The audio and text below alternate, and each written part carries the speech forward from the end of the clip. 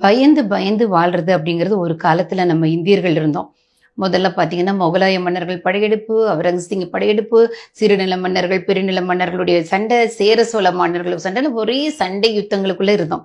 சரி பரவாயில்ல, எல்லா சின்ன சின்ன மாநிலங்களையும் ஒன்றா இணைத்து இந்தியான்னு ஒரே நாடா மாத்தினார் சர்தார் வல்லபாய் படேல். அதுக்கு பின்னால இதெல்லாம் நின்னு போச்சா அப்படின்னு பாத்தீங்கன்னா, கடந்த ஆட்சி காலங்கள்ல பாத்தீங்கன்னா இலங்கையில நம்மளுடைய குட்டி நாடு இந்தியா, இவ்வளவு பெரிய நாடு, ஒரு குட்டி நாடு இலங்கை. இங்க இருக்கிற தமிழர்கள் எல்லாம் எடுத்து 1.5 லட்சம் தமிழர்களை கொன்று குவித்தது, நிர்வாணப்படுத்தியது, கற்பழித்தது. கேட்க நாதி இல்லாம ஒரு பிழைப்புக்காக போன நம்மளுடைய தமிழர்கள் கொடுமைப்படுத்தப்பட்டு செத்தான். சாதாரண ஒரு வங்காளதேசம், ஒரு குட்டி நாடு, நம்மளுடைய எல்லை நாடு. அங்க நம்மளுடைய ராணுவ வீரனை இழுத்து உயிரோடு இருக்கும்போதே கண்ணன் நோண்டி பல்ல உடைச்சு அவனை விகாரப்படுத்தி சேதப்படுத்தி நம்மளுடைய ராணுவம் என் தேசத்திற்காக உழைத்தவனை கந்தல் கந்தலா பண்ணாங்க. இது இப்ப நடந்தது. அதுக்கு பின்னால பாத்தீங்கன்னா மும்பை தொடர் குண்டு வெடிப்புகள் நமக்கு எல்லாம் தெரியும். கோயம்புத்தூர் குண்டு வெடிப்புங்கிறது மிகப்பெரிய பிரபலமா நடந்து அத்தனை பேர் சதமும் வெடித்து சிதறினாங்க. இதெல்லாம் நம்ம எல்லாத்தையும் பார்த்துட்டு நியூஸா படிச்சுட்டு இருந்தோம்.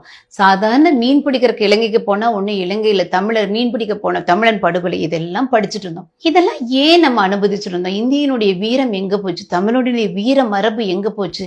நம்மளாம் அந்த அளவுக்கு ஒன்றுமில்லாம போனீங்களான்னு பாத்தீங்கன்னா ஏன் இந்த தவறு நடந்ததுன்னா தலைமை சரியில்லை. சோ இந்திய தேசத்தை ஆண்ட தலைமை சரியில்லாம இருந்தப்ப இத்தனையும் நடந்தது. ஆனா பாரதிய ஜனதா கட்சி ஆட்சிக்கு வந்த பின்னால ஒரு மீனவனும் கொல்லப்படல. வங்காளதேசம்னு ஒரு நாடு இருக்குதான்னு தெரியல, பாகிஸ்தான் அமைதியாயிருச்சு. ஏன் இவ்வளோ மற்ற நாடுகள் எல்லாத்தையுமே அச்சுறுத்தக்கூடிய சீனா வாழை சுருட்டிக்கிட்டு இருக்குது. ஏன்னா இந்தியா மேல கைய வச்சானா நடக்கிறதே வேறன்னு அமெரிக்கா, இஸ்ரேல், ரஷ்யா, ஜெர்மன், நமக்கு எல்லா நாடுகளும் இப்ப நட்புறவு நாடாயிட்டாங்க. மற்ற உலக தலைவர்கள், உலக நாடுகள் நமக்கு அவ்வளவு நட்போட இருக்கிறாங்க. ஒரு சின்ன விஷயம் பாத்தீங்கன்னா ஐக்கிய நாடுகள் சபைன்னு இருக்கு. அவ்வளவு பெரிய ஐக்கிய நாடுகள் சபையில பாதுகாப்பு கவுன்சில் இருக்குது. அந்த பாதுகாப்பு கவுன்சில ஒரு நாடு மெம்பராக இருக்கணும், ஒரு பெரிய ஹானரபிளான போஸ்ட். இந்தியா அதை நினைக்க கூடாம இடத்துல இருந்தது. ஆனா மோடி அவர்கள் பாதுகாப்பு கவுன்சில மெம்பர் ஆகணும்னு சொல்லி 188 நாடுகள் நம்மளுடைய பாரத பிரதமருக்கு சப்போர்ட்டிவா ஓட்டு போட்டிருக்காங்க. உலக நாடுகள் இந்தியா இன்னைக்கு பெருமையா பார்க்க ஆரம்பிச்சிட்டாங்க.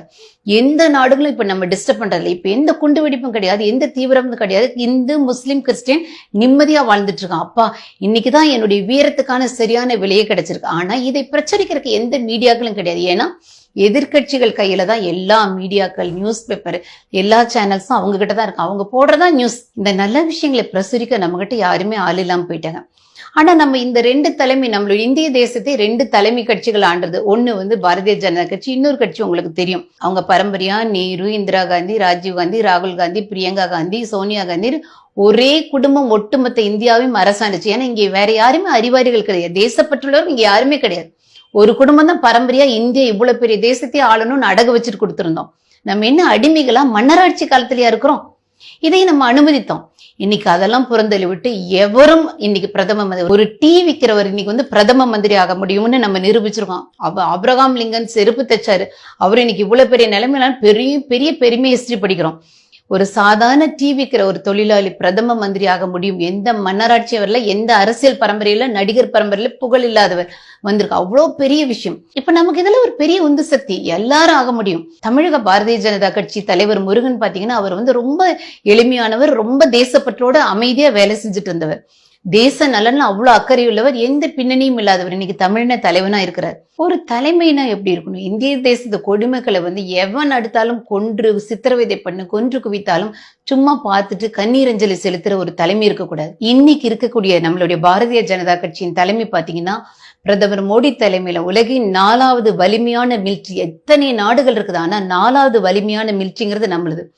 சோ அந்த அளவுக்கு நம்ம ஒரு பெரிய ஒரு வல்லரசு நாடாக உருவாக்கிட்டு வரோம். இதுல நிறைய பேர் தப்பா ஒரு பாரதிய ஜனதா கட்சியை விமர்சிக்கிறாங்க. ஆனா இத்தனை வலிமையான வல்லரசு நாடாக நம்மளுடைய இந்தியாவை மாற்றின பாரத பிரதமர் மோடி அவர்கள் தன்னுடைய குடும்பத்துல, அவருக்கு 4 அண்ணனுங்க கூட பிறந்தவங்க, 4 பேரும் வேலைக்கு போய் சம்பாதிச்சிட்டு இருக்கிறாங்க.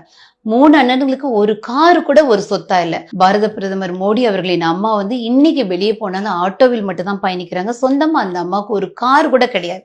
அந்த அளவுக்கு தன்னுடைய பலத்தையோ, தன்னுடைய பதவியோ, தன்னுடைய குடும்ப நலனுக்காக செய்ய மாட்டேன், ஆனா என்னுடைய தேசத்து குடிமக்களுடைய அவர்களுடைய உயிரை, உடைமைகளை காக்கிறது என்னுடைய தலையாய கடமைங்கிறது. இந்த அளவுக்கு நம்மளுடைய இந்தியாவை வல்லரசு நாடாக மாற்றியிருக்கிறாங்க.